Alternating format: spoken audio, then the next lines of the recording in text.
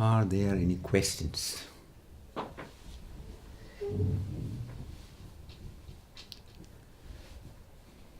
Anything is occupying you, anything is preventing you from just being gracefully with the moment, gracefully with the flow of life, and you feel it will be helpful to look into it, to consider it, then bring it up.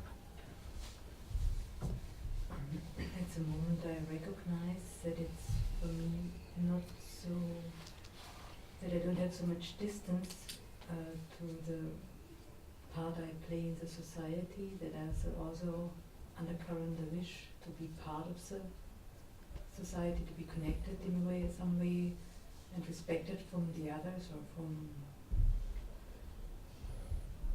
and it's, even sometimes I have the distance and I can see it's play, but it's not really some insight which is deep, comes from very deep, and that I'm totally over it. So, and when I get confronted in certain situations, I felt touched, and also things coming up that you have to be useful, and when I'm getting judged, that I have difficulties with it, and also on the other hand I also judge the others. And in a way I'm still entangled in this whole game. And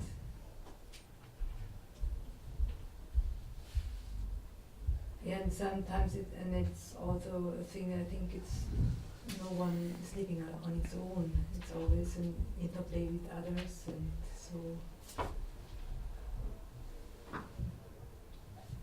I think it's a natural process that you have, that you want to be somewhere also in it, because no one is just by himself or herself.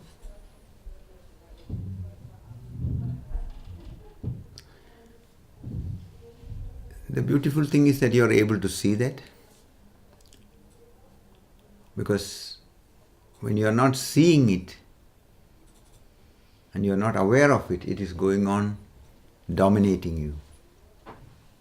But when you can bring the attention, see that it is there, then you have the chance to use your intelligence, because going deeper does not mean being against anything. It is more looking what is really intelligent, what is really loving, what is really good. Is it good just to follow a certain concept of goodness and create a certain image and be respected because you play with the image? Or is our interest in being truly good, in truly loving? And this is where the difference is. When Buddha calls the seekers anagarika, he's not saying that they are against the society, but he's also saying they are not following the society and its rules in a blind way. And this is very important to make the recognition clear. Because if we are following certain things blindly, playing certain image, seeking that the others are respecting us, then our emphasis is different. Then it's going more from the head. It's more emphasizing on the appearances. But when you look in each situation, what is truly valuable now? What is really good now? What is really intelligent now? What is loving in this given situation? And then you are bringing a different aliveness, a different dynamism. And that is how you are being true to yourself. So understand the difference. I'm not saying that you have to be against anything. I'm saying, look, consider, see and be wakeful so that you look what for you need to give the energy, what is really enabling you to leave the orientation which you find is in the long run valuable. You can make certain things in such a way that it apparently looks good, it apparently looks nice and friendly, but if your understanding shows that this is only a kind of superficial solution, that the problem lies deeper, and that you need to deal with that, then what will you do? You see, for example, this you can understand more easily when you see the role of the doctor in the society. There are doctors who deal with the sicknesses and problems of the people in a conventional, one-dimensional way. That is especially how the modern medicine has been going. It fights against the symptoms. It does not take time or consider deeply enough what is the background of this problem, what is the background of the so-called sickness, what way to address the problem itself so that it is not continuing further in one form or the other. Many of the treatments which are given deal with the symptom, so they fight the symptom. And apparently it looks like it's a solution. It looks like it is solving the problem. But there are also doctors and therapists who are aware that that is not the real solution. That is not dealing with the problem the right way. But they don't have it easy. Because when they are going to a holistic way of looking, they are considering what is valuable for the person, how to help the person sincerely. Then they may take medicines which are more nature-oriented. They may not be serving the pharma industry. They may not be able to fit with the social system. For example, the doctors, when they are setting up their business,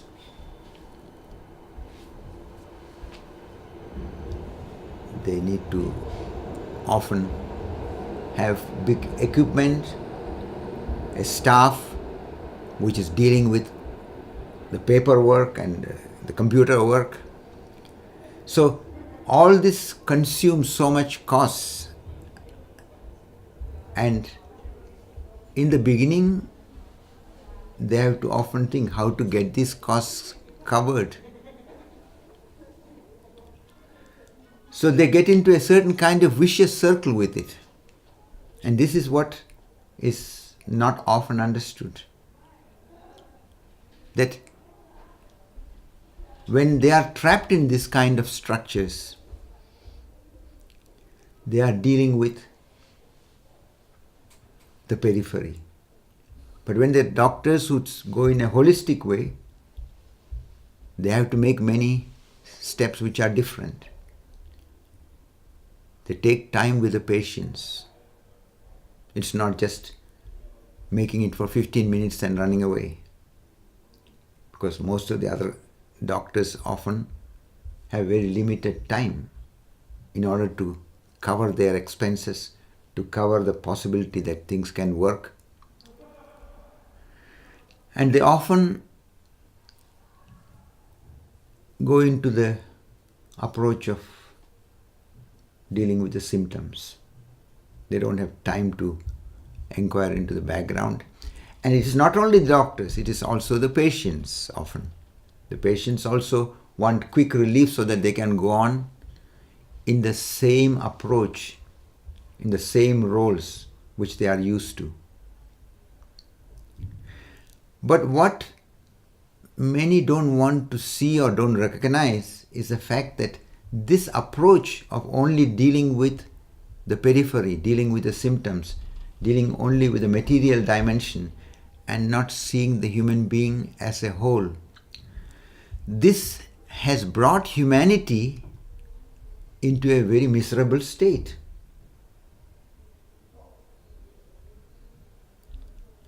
And this is a very delicate and deep factor to confront. The whole millions of people in each country suffering from different kind of psychological problems, addiction problems, violence and suicide. If you look carefully, you can see that there is something basically not understood rightly. There is something in the system which has to be questioned. And that what is missing in this modern world, especially in the modern Western society, is the understanding that it is necessary for a human being to seek, consider, and understand life more deeply. When this orientation is not there as a built-in factor in the perspectives of the societies, one is going on dealing with symptoms, fighting against symptoms. So, everybody is serving a certain system, a certain structure, a certain belief, when you are not consciously considering it.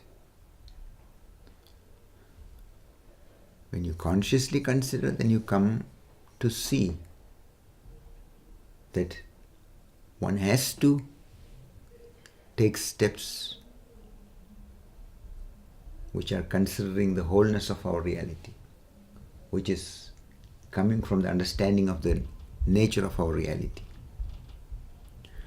All our ecological problems, all the climate change, if you only try to deal with it in a superficial way, without the human beings confronting their habits, confronting their settlements, confronting their fears,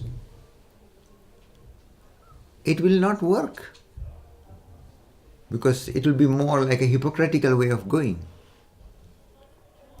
So, this is the time where individually and globally an honest confrontation with one's reality is required. As you said, it is natural and human that we want to be part of the whole thing. We want to have it comfortable. We want to have it easy. There's nothing wrong in it. But we have to look, is that an easiness and comfortability which we are trying to hold to at a very high cost? It is just like someone who is going with a little ship. They are coming into the cold night and feel from the wind and the whole coldness affected, and they start cutting pieces of the ship itself to create a fire. How long can it go? What will be the effect? That is not the right understanding. One has to look, one has to be very, very careful. And that is what is needed in every area. That is why I also say accept all that what comes up in you, your wishes, your interests, your likings, but combine it together with your awareness so that you also give room for your intelligence, your deeper sensibility.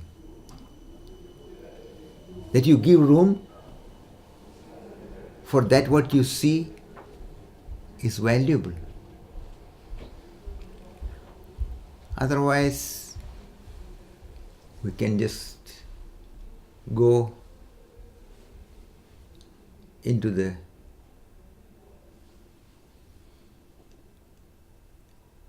general tendency which was often making it that we get more and more entangled into the old settlements, and in the long run become destructive to ourselves and destructive to the surroundings. So when you are really looking what is valuable, what is loving, what is intelligent, then you are really contributing to the goodness, not only for yourself, but also for the society. That is what is valuable. It is not either or, it is one reality. The individual and the society are not, in a deeper sense, separate. It is just like the forest consists of innumerable trees. The society consists of innumerable human beings.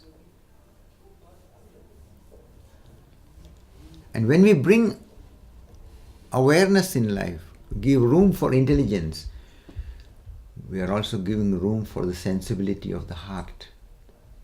And that is what keeps us really alive in a healthy way. Because only through your heart you are able to see what is valuable. When 4 years ago I was bringing about the age of compassion as a declaration,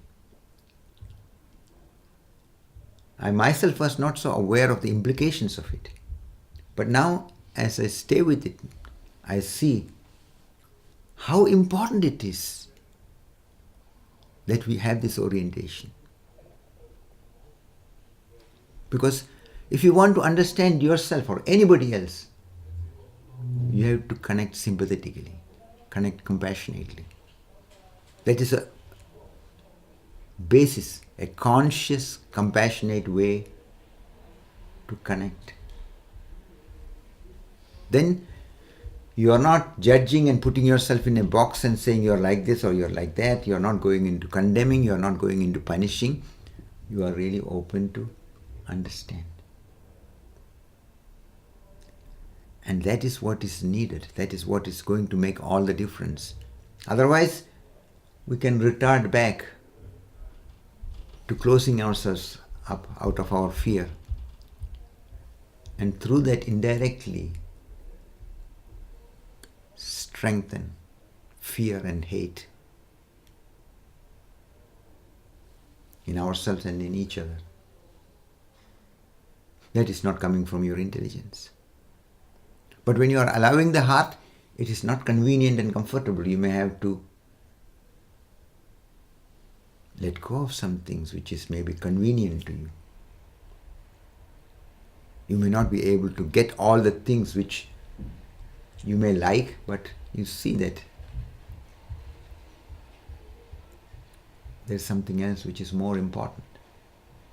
So, only when you are combining consciousness and compassion together and see what is the case, what is the reality, then steps will happen through you which is not in the way of sacrificing and being sad and unhappy about taking some steps. You see that this is important, this has priority. And then when you take that step, there won't be any regret. There won't be anybody who is bitter afterwards or resenting afterwards. Then you see that everything is to be considered and it's a flow with life. And that is only possible when we are in touch with ourselves. So it is valuable and it is good that you are seeing that, and it's valuable that you are bringing it up, because that is the graceful way of going. You bring it into the conscious level. You are able to consider it. You are open to consider it. That is what enables you to rise above both the aspects, the pull in one direction and the pull in the other direction, and see what is the wholeness of the reality. That is what transcendence in a beginning level is. when you are not taking sides with one side or the other side, but considering all what is there as part of the reality.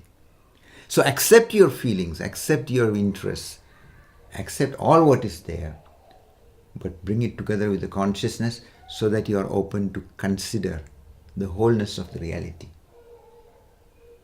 That is what is meant when it is said, go wakefully in life. Be present. Be open to look and consider what really is. And this is what we have to stay committed to.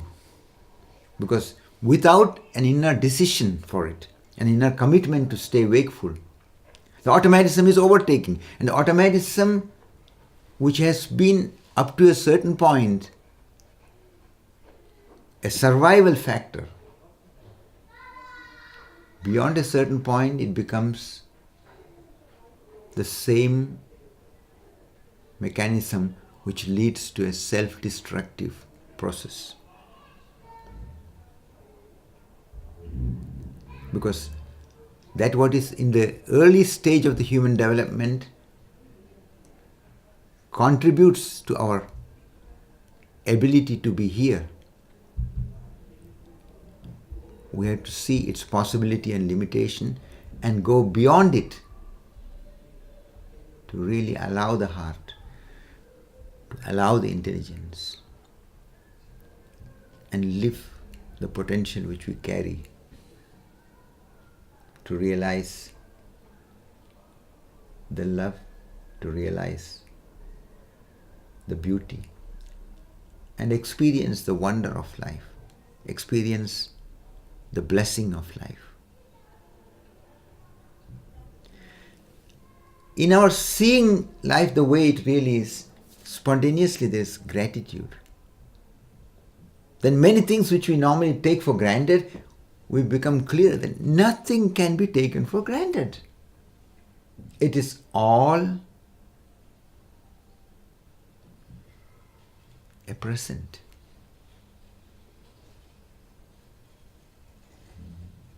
Our body, our capacities, the whole nature, the whole surroundings, each other. You name anything, consider it carefully, and then you see that nothing can be taken for granted. And not only that, the more deeply you observe, the more clearly it becomes visible to you that not only that what we like has a significance in this world, in this life process, but that what we apparently don't like also plays an important role in the dynamism of life. That is when we see that the life in its aliveness is possible, the dynamism of life is possible because it's an interplay of the polarities, that it's an interplay of light and darkness, good and bad, right and wrong. In becoming aware of what is really, we are not fighting against the so-called wrong. We are understanding and learning to deal with it in the right way. Because the approach so far has been fighting against the so-called wrong and remaining mechanical in this way, not understanding the nature of the reality. Because the wrong is like darkness. Those who are wrong are those who have not yet seen what is really the nature of the reality and following certain conditionings, certain misunderstandings blindly. Just like when you want to remove darkness, you don't fight against the darkness with a machine gun. You bring in light because you understand the nature of the darkness. The nature of the darkness is that it is the absence of light. When it becomes really clear to you that it is not a fighting approach what will make an intelligent development possible, but in understanding, confronting, seeing, considering, then you will see in dealing with the challenges and the problems and the conflicts, it is a conscious approach which is like bringing light in the case of darkness. Through the consciousness and compassion, we are able to see, understand. And then whatever steps we will find is suitable to take, it will be not based on anger or hatred or bitterness. It will be based on understanding. It will have the quality of compassion and love. It will see human beings who are trapped in misunderstandings and behaving and acting in unsensible ways with the right insight. Because they don't need to be punished in a revengeful way. They need to be supported to see and understand. That is why I have been often mentioning that punishment, the way it is happening, is not coming from the right understanding. It is a misunderstanding. It's an unconscious reaction to the unconsciousness of the others who are trapped in an unconscious state. If we want to bring about real changes which can be helpful and valuable for everybody, which are really intelligent, which can really have effect, then we have to bring in understanding. We have to bring in steps which are not revengeful and condemnatory and destructive to the other, but which helps the other to see, to understand. That is a different approach, that's a different basis. And this is what has to come in every way of connecting. So accept your feelings, accept the interests, accept the human aspect in it. And it is in being truly connecting from conscious and compassionate way, you help each other. You become part of the society in a deeper way. Because you realize that we exist not separate from the others, we exist as an interconnected oneness. That the source from everyone arises is the same. And when it is through your consciousness and insight, not just words which you are hearing from someone, but your own understanding, your own insight, your own experience, then that will mirror all your actions, all your responses. And that is what is important. That is what will make the difference. That is why I want to strengthen my reminder from that time 4 years ago, that it has to become an age of compassion through the individuals who can understand it, those who take the initiative and those who start living it. Because it is not enough doing some kind of exercises or meditations and imagining to be doing something good and spiritual. The real understanding is when you bring the insights which you come to experience in moments of inner quietness and clarity in the living,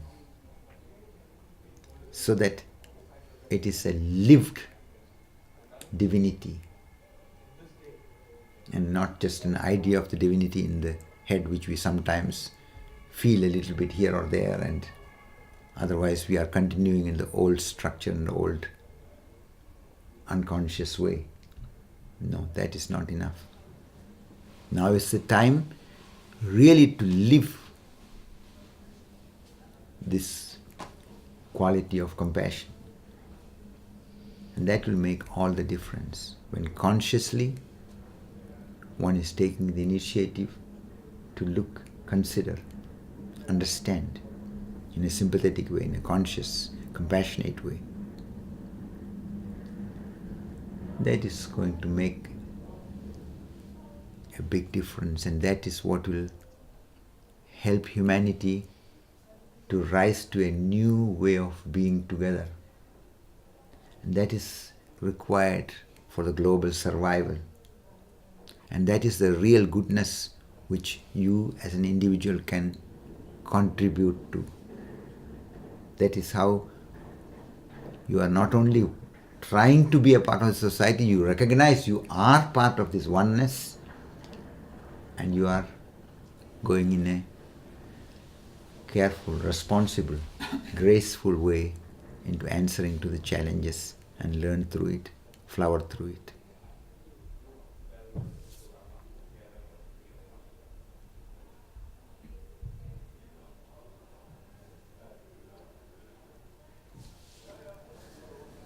Any other question or anything else in anyone? Today I was, in the morning time, I was outside, and the nearby was a kind of Sportplatz, sport place where little children were playing football, two teams against each other, and some parents were watching, and then I often could hear kind of excitement from the parents when the children were doing something good, or yeah. And then suddenly it came strongly for one moment inside me that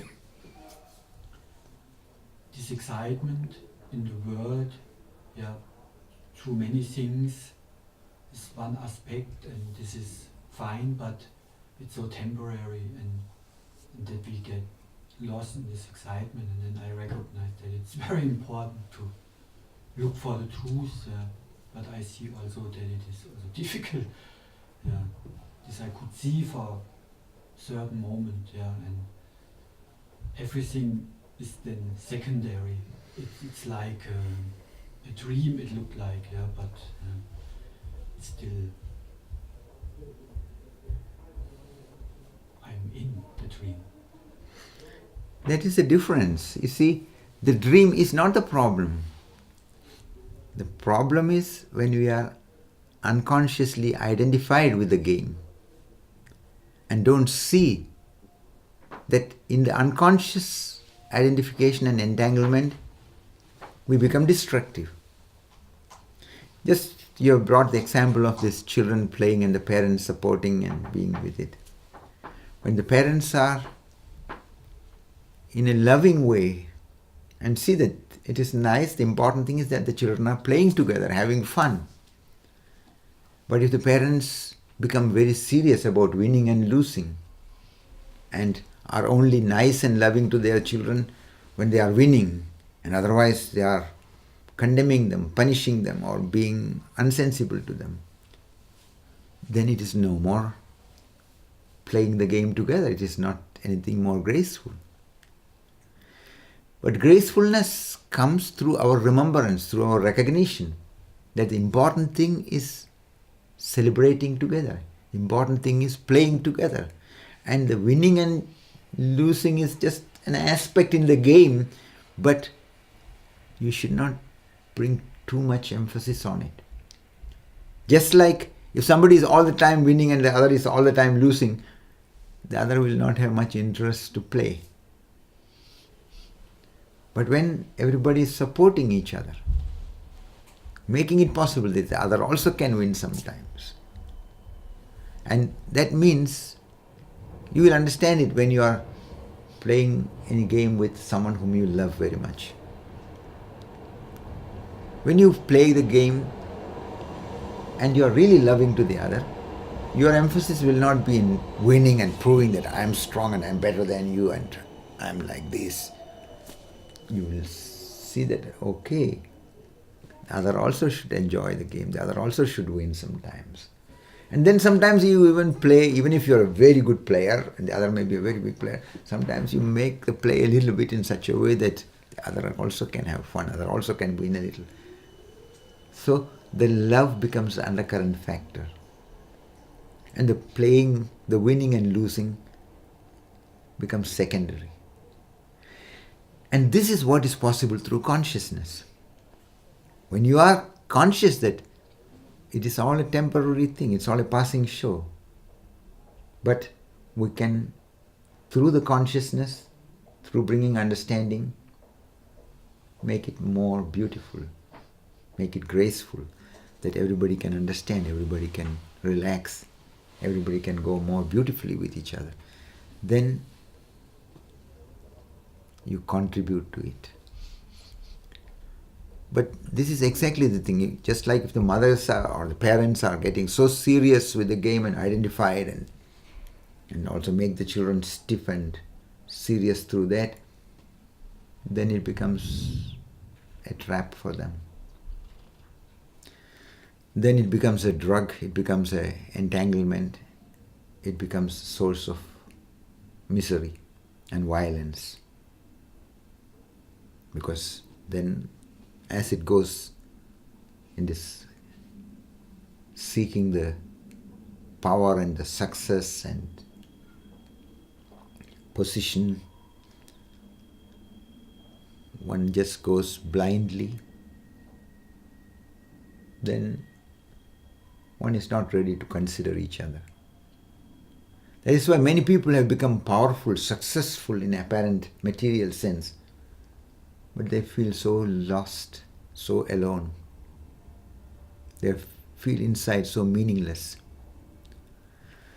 Then they turn to drugs and some kind of way to engage themselves because they don't know how to deal with their loneliness and emptiness. They are not able to really love each other. When power and success and position becomes the central point, then it also becomes a hardening of your heart. You cannot allow the heart, because when you are allowing the heart, it looks like weakness. It looks like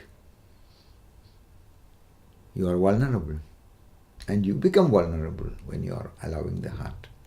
And that is the beauty of it, and that's what makes us capable to be open to experience what life is revealing to us.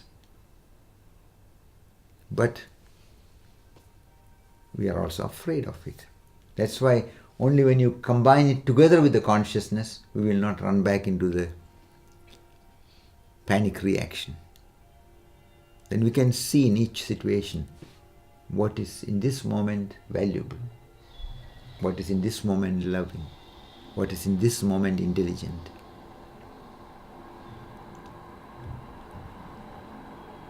When you are aware of the dreamlike nature of the reality, what is in the East called Maya, what Buddha calls transitory, anicca, then you can see that this is the awareness which has to be brought in life. When Jesus says it is more easy for a camel to enter through the eye of the needle than for a rich person to enter into the kingdom of God, he's pointing out to the tendency in us to cling and thereby not be vulnerable to life. The more we seem to have, the more the tendency to cling, the more fear to lose it, the more emphasis on security, the more emphasis on power. And it is very important to confront it, because when you feel powerful, when you feel apparently secure, you forget the fact that there is no security. Any moment death can come. Any moment all that what we feel so comfortable, can change. And our own body is so vulnerable. Any little wrong step, anything happening to it in one way or the other. And it can happen everywhere. The more wakeful we become, the more we are also aware of the vulnerability which really is. So becoming conscious of the vulnerability, we live also from the heart in a vulnerable way. Then we can also see that everybody is in their way seeking to find happiness, love. Everybody is trying in their way to come in terms with the challenges of life. Everybody is wanting to be loved and be loved.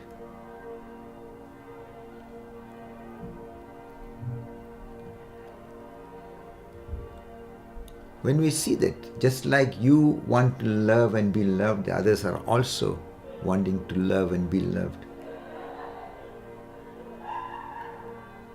And behind that in everyone, just like in yourself, you find the innocence, whatever be the outer appearance of anybody. And this is what we see in ourselves, the depth in which we go into ourselves.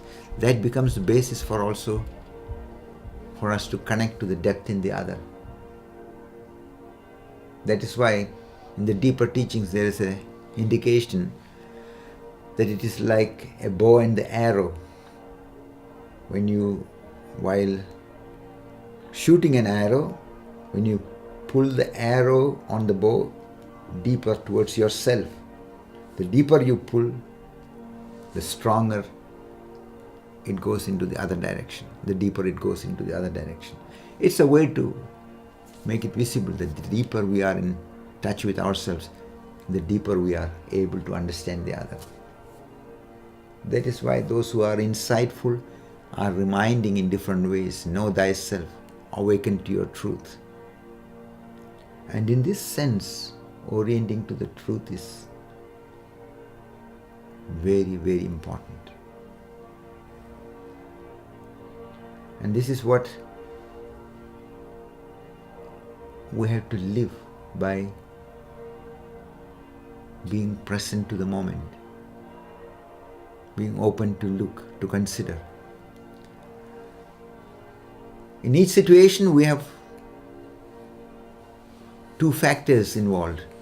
One is the automatic reaction which comes in us, and the other is that what we will be able to see when we are not letting ourselves get automatically pulled into the automatic reaction, but watch it, be present to it, and thereby create a little distance to it. Then you give room for your intelligence. Then you give room for the sensibility of your heart. Then you are able to consider the situation, and not only what comes from your conditioned unconscious projections, but you also consider the other. You consider the wholeness of the situation. And that is what helps you to see that it is like a dream.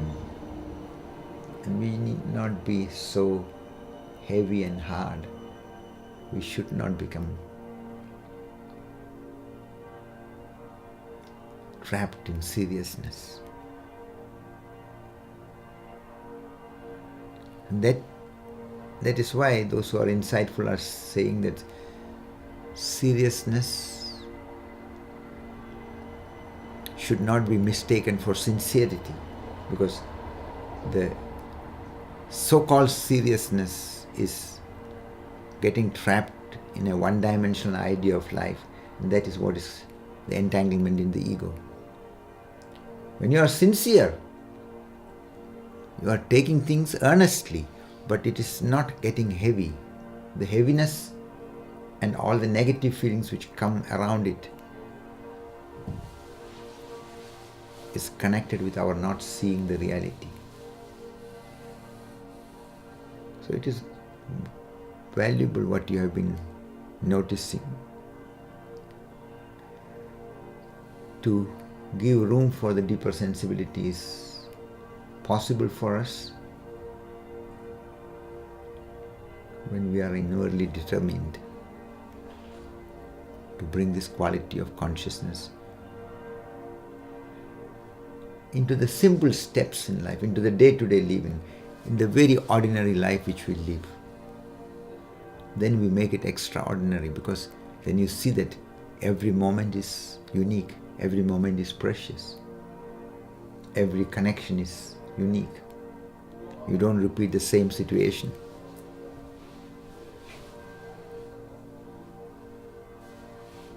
Those who bring awareness in life, they start living a very rich life. They start bringing about a different quality of dynamism, which will be valuable for themselves and for the others at the same time.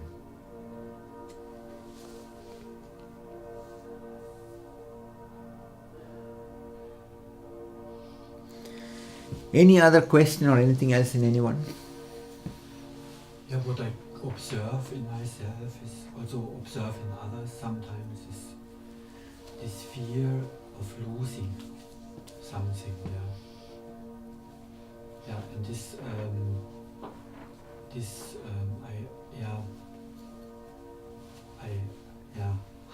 there's sometimes also a drama around it, yeah, this fear of losing, and as you said before, that can come any moment, yeah, and then just to allow this fact, okay, life is happening in the moment with the real life, yeah, so this is, but I could see this, the last period also, this fear of losing what is pleasurable or what feels nice, or yeah. That is valuable when we see that, but we have to look deeper. We should not let the fear go in an unconscious way. Our part is to bring awareness in such a way that we don't only call it fear and finish with it, but we look what is behind the fear. What are we trying to hold to? Who is afraid? What is possible? What is in the nature of the reality? Is it possible to hold to anything?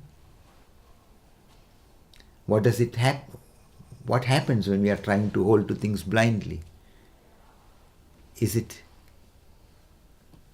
helping us to really live it in a beautiful way? So, when you bring attention to the phenomena of fear without calling it good or bad, and go deeper with that, bringing attention to the one who is experiencing the fear, observing who has fear, what is the nature of the fear, what we are trying to hold to, what is possible. So it is opening the vision to connect to all that what is undercurrently there as the root of the fear. And that is what is making the difference.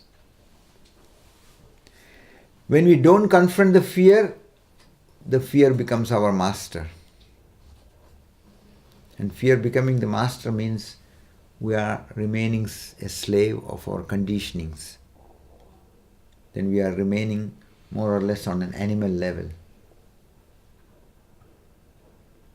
Confronting the fear, courageously looking at what we are holding to and what is behind the fear, what all things are really going on, you rise. You begin to open up your human potential. And this is what is actually making the difference in the human development.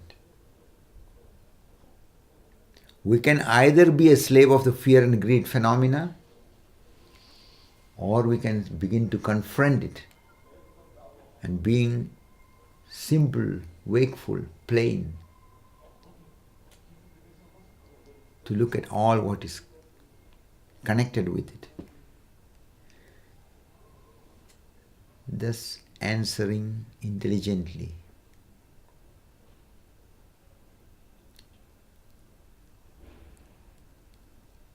Allowing that what the heart wants to reveal to you, to become conscious to you. This is how we become inwardly more peaceful. When we are not negating anything blindly, when we are not clinging to anything blindly, then you are not caught in the polarization. You are staying in the middle. You are accepting both the aspects. And in the middle there is silence. In the middle there is peacefulness. In the middle you are transcending the game of duality. You are able to see through it. That is what is meant when it is said, bring awareness in life.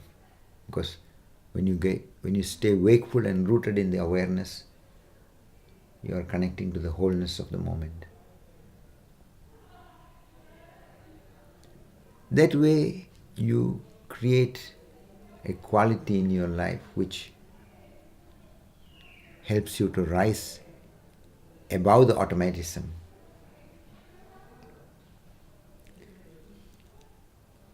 And it is very deeply fulfilling. When through your own experience, you recognize what it means not to be a slave of the fear, what it means to live a life where you accept the wholeness of your reality, then that becomes the transformatory development. That becomes the inner metamorphosis. Then you see that you are becoming inwardly rich through the whole encounter with the reality. Even though in many moments it is so much uncertainty and fear which comes up,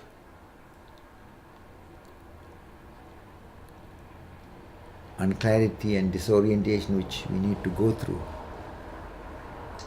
Yet, when you realize that you have to stay with it, you have to continue to be present to look at all what is, then you become acquainted with a different way of being with reality, where you don't compromise in a superficial way just for conveniences and comfort.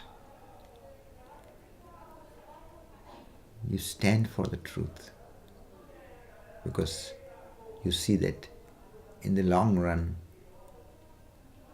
only that can be your basis. That what is true means it is something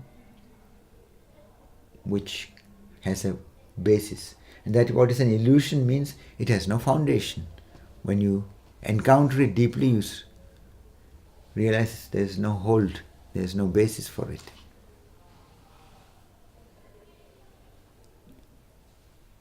In this sense, to orient to truth is very, very important.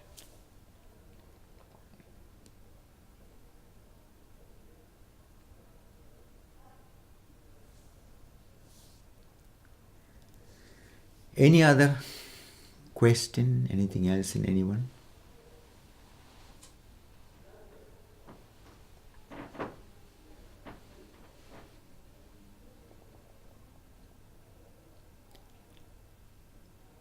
If anything else is there, then bring it up still.